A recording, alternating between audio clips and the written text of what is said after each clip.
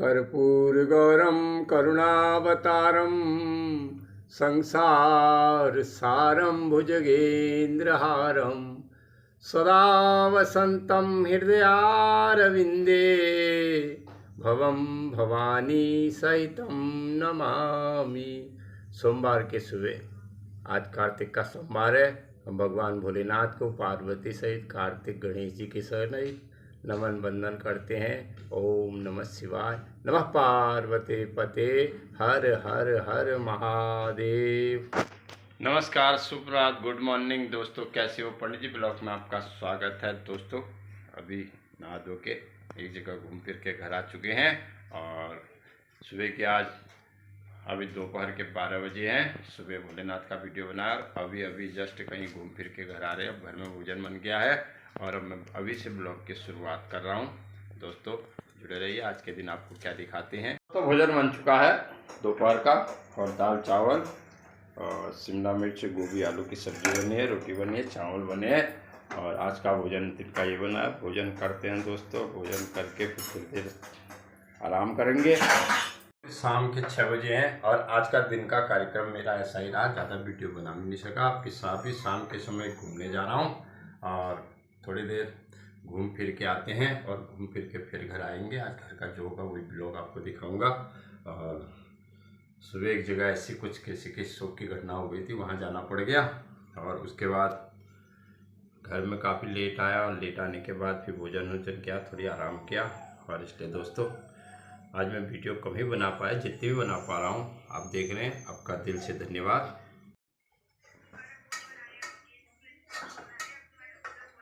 क्या बन रहा भाई ये?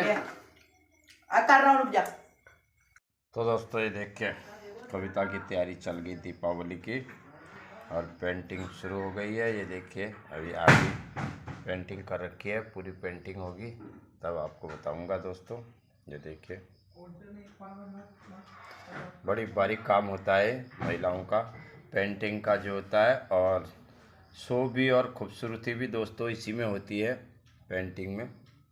कविता ने पूजा कर दी, आरती कर दी मंदिर में और आज मेरा स्वास्थ्य थोड़ी जुकाम हो रहा है, ढीला हो रहा है, तो मैं अभी पूजा कर नहीं पाया। कविता सब पूजा करके चली गई और ये देखिए आरती कर रखी है अभी।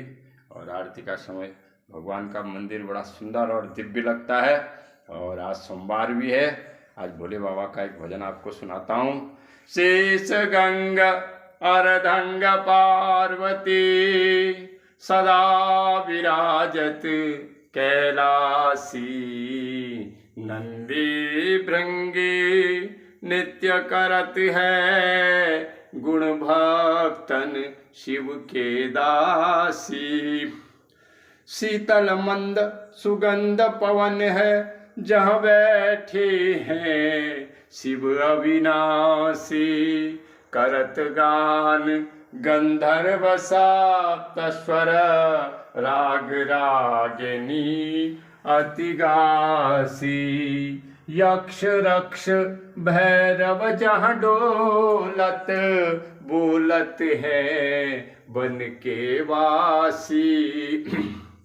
छौर तू निज फलत रहत है पुष्प चढ़त है वर्षासी। देव मुनि न की भीड़ पड़त है निगम रहत जो नित गासी। कैलासी काशी के वासी अविनाशी, मेरी सुदली जो सेवक जान सदा चरणन में अपना जान दरस दीजो। तुम तो प्रभु जी सदा सयाने अवगुण मेरे सब ढकियो। सब अपराध क्षमा कर शंकर किंकर की विनती सुनियो। जय हो भोलेनाथ, सबका कल्याण करना। दोस्तों आज सोमवार है, एक भोले बाबा का मैंने भक्तिमय भजन आपको सुनाया। अब नीचे जाते हैं, जरा चाय हाय पीते हैं। और रात के समय तुलसी माता की चमक अलग होती है दोस्तों। कार्तिक का महीना है और जब से तुलसी जो है हरसैनी एकादशी से तुलसी लगाई जाती है और कार्तिक शुक्ल पक्ष की एकादशी को कार्तिक का उद्यापन होता है। तब तक कार्तिक तुलसी माता का पूजन भव्य और दिव्य होता है। तो रात को तुलसी माता की शोभा ही अलग होती है दोस्तों। और एक दिया आप तुलसी माता में जला दो तो क्या कहना। और तुलसी जो है वास्तु दोष को दूर भी करती है, मोक्ष प्रदान करती है। और तुलसी माता वैकुंठ धाम भगवान श्री विष्णु की प्रियतमा है। तो इसलिए शाम के समय दिखा रहा हूँ, कितनी प्यारी लगती है। देखिए तुलसी जो है कितना तुलसा में कितना तेज होता है, आप देखिए बड़ी सुंदर लगती है। भीनी भीनी खुशबू तुलसी मैया की आती है। ओम नमः शिवाय। नम पार्वती पते हर हर हर महादेव। दोस्तों आज ब्लॉग में मैं आपको सोमवार के बारे में बता रहा हूँ। आज सोमवार है, भोलेनाथ का वार है। और भोलेनाथ जो है सबरे अरिष्टों का नाश करते हैं। आपने देखा होगा घरों में लोग पार्थिव पूजा करते हैं। और एक कार्तिक का महीना और सावन का महीना, माघ का महीना पार्थिव पूजा के लिए होता है। पार्थिव का मतलब निर्जीव में शिव की पूजा करना। पार्थिव निर्जीव कह लो या मिट्टी कह लो, तो पार्थिव में भगवान शिव बना के उसमें शिव शक्ति डालकर उसका पूजन करना होता है। और पार्थिव जो है सारे अरिष्टों का नाश करती है। वैसे तो दोस्तों भोलेनाथ बड़े भोले हैं, थोड़ी सा भक्ति में प्रसन्न हो जाते हैं। तो आजकल बहुत सी महिलाएं सोमवार का व्रत करती हैं दोस्तों। तो कार्तिक में, सावन में, माघ में और सोमवार का जो व्रत होता है, किसी का विवाह नहीं हो रहा तो भगवान भोलेनाथ विवाह करवाते हैं। किसी की संतान नहीं है तो संतान देते हैं। और किसी हर रुके कार्य को करने के लिए भगवान भोलेनाथ की शक्ति बड़ी ज्ञानदायक और सुखदायी है। तो दोस्तों इसी पर मैं आज आपको सुना रहा हूँ सोमवार व्रत की कथा। आप सुनिए। तो जो सोमवार व्रत की कथा सुनता है भगवान भोलेनाथ उस पर बड़ी कृपा करते हैं। तो दोस्तों सोमवार व्रत की कथा ये है। एक शहर में एक साहूकार था और वो साहूकार बड़ा धनवान था। उसके बाद धन की कोई कमी नहीं थी, लेकिन कमी थी संतान की। और उस संतान की कमी के कारण वो बड़ा दुखी रहता था दोस्तों। रोज भगवान से कहता और बड़ा दुखी रहता था। तो एक दिन जब वो भगवान शिव की भक्ति कर रहे थे तो माँ पार्वती ने देखा, लेकिन पार्वती तो माँ है, माँ से बच्चों का दुख देखा नहीं जाता है। तब वो भोलेनाथ से कहती है भगवान इसको पुत्र क्यों नहीं देते। तो भगवान शिव कहते हैं इसके भाग्य में संतान सुख नहीं है। तो पार्वती माता जिद करती है तो कहती है ठीक है मैं इतना कर सकता हूँ, इसको पुत्र तो दे सकता हूँ, लेकिन इसकी जो मैं उसकी आयु ज़्यादा नहीं होगी, उसकी आयु होगी 12 साल तक। 12 साल वो इस संसार को छोड़ देगा। तो ये बात साहूकार सुन लेता है। उसको न जरा दुख होता है न सुख होता है और वो अपने पूजन में मगन रहता है। तो कुछ टाइम बाद साहूकार का पुत्र हो जाता है।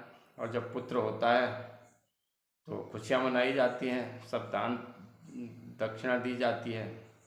तो पुत्र बड़ा गुणवान होता है। तो साहूकार के पुत्र को तब शिक्षा के लिए उसके मामा के साथ भेज दिया जाता है। और उसके मामा से कहा जाता है रास्ते में हवन करते जाना और जहाँ पर ब्राह्मण मिले उनको दान दक्षिणा देते जाना। तो दोनों मामा भांजे घर से निकलते हैं।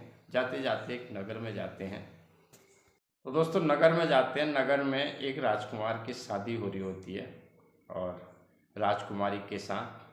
तो राजकुमार जो होता है, राजा का राजकुमार, वो एक आँख का अंधा होता है, काना जिसको बोलते हैं, काना होता है, मतलब अंधा होता है। तो वो राजा सोचता है क्यों ना ये लड़का बड़ा अच्छा है, क्योंकि उसमें बाल्यावस्था में शादी हो जाती थी।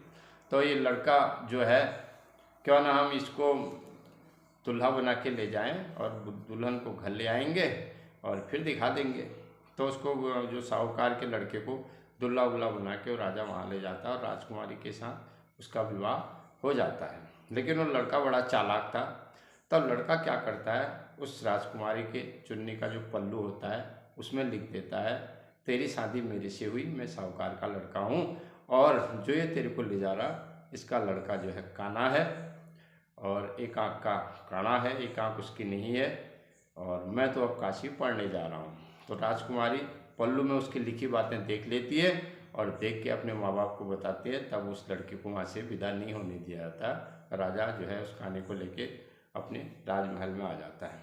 तब साहूकार का लड़का काशी में जाता है, शिक्षा ग्रहण करता है और शिक्षा ग्रहण करके 12 साल की आयु में जो है उसकी अपने मामा से कहता है मेरी तबीयत खराब हो रही और उसकी मृत्यु हो जाती है। मृत्यु होने के बाद मामा बहुत तरह से विलाप करता है और काफ़ी दुखी होता है। तब माँ पार्वती से फिर रहा नहीं जाता है, तो माँ पार्वती भोलेनाथ से कहती है आप इसको जीवित करो। और भोलेनाथ फिर प्रकट होते हैं और साहूकार से कहते हैं जाओ, मैंने इसको अभय वरदान दिया, और लड़का जो है जीवित हो जाता है। और जब वो काशी से वापस आते हैं तो रास्ते में वही राजकुमारी का घर पड़ता है। तब वहाँ उसकी उस साहूकार के लड़के की बड़ी आदरी खादरी होती है और साहूकार जो वो राजकुमारी को उसके साथ विदा कर दिया जाता है।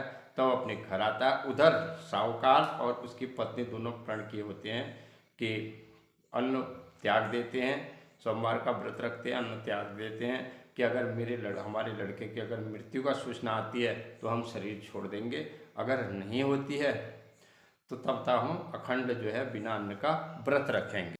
तो दोस्तों साहूकार का पुत्र और उसके मामा फिर घर आते हैं तो माँ बाप बड़े प्रसन्न होते हैं, भगवान की पूजा करते हैं। तो भोलेनाथ फिर प्रकट होते हैं और उस साहूकार से कहते हैं इसमें मेरा कुछ नहीं है, तूने जो सोमवार के व्रत किए उसी के कारण तेरा पुत्र आज जीवित हुआ। तो ये कथाएं हमारे शास्त्रों में होती है एक व्रत की महत्ता बताने के लिए। और दोस्तों सोमवार की ये कथा जरूर पढ़नी चाहिए, सुननी चाहिए। सोमवार के व्रत माताएं जो करती हैं उनका खंड सुहाग होता है, निसंतानों को संतान मिलती है। और भोलेनाथ बड़े दयालु हैं। आप कुछ न कीजिए, एक लोटा शिव मंदिर में जाके शिवलिंग के ऊपर भगवान शिव के ऊपर एक लोटा चढ़ा दीजिए, भगवान भोलेनाथ वैसे ही प्रसन्न हो जाते हैं। और भगवान भोलेनाथ जो है औघड़दानी भी उनको कहा है, क्योंकि कहते हैं शमशान के भस्म भी उनको चढ़ती हैं। तो भगवान भोलेनाथ सुख में भी हैं, अशुभ में भी हैं और पूर्ण ब्रह्म परमात्मा है और लिंग ब्रह्म का प्रतीक है। इसलिए मैंने सोचा दोस्तों आज सोमवार का दिन है, आज आपको सोमवार की कथा सुनाता हूँ और सुनिए। और जो माताएं अगर इस व्रत सोमवार का व्रत करती हैं तो व्रत करें, उनसे उनको बहुत फायदा होगा। और जिनकी कभी किसी की शादी अगर नहीं हो रही हो 16 सोमवार का व्रत करें। 16 सोमवार का व्रत बड़े फलदायी होते हैं।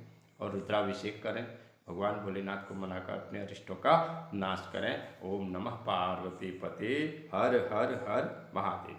तो दोस्तों भोजन वोजन बन गया होगा, अब नीचे चलते हैं। आज ब्लॉग के माध्यम से मेरी इच्छा थी मैं भोलेनाथ का जरा कथा आपको सुनाऊं। तो दोस्तों भोजन तैयार हो गया, कान्हा भोजन कर रहा है। और आज भोजन में बनाया हमारे यहाँ आलू मूली की सब्जी, पहाड़ी जो मूली होती है गोल वाली, उसकी सब्जी बड़ी स्वादिष्ट होती है। और ये मट्ठे डाल के बना रखी है, ये सूखी बना रखी है।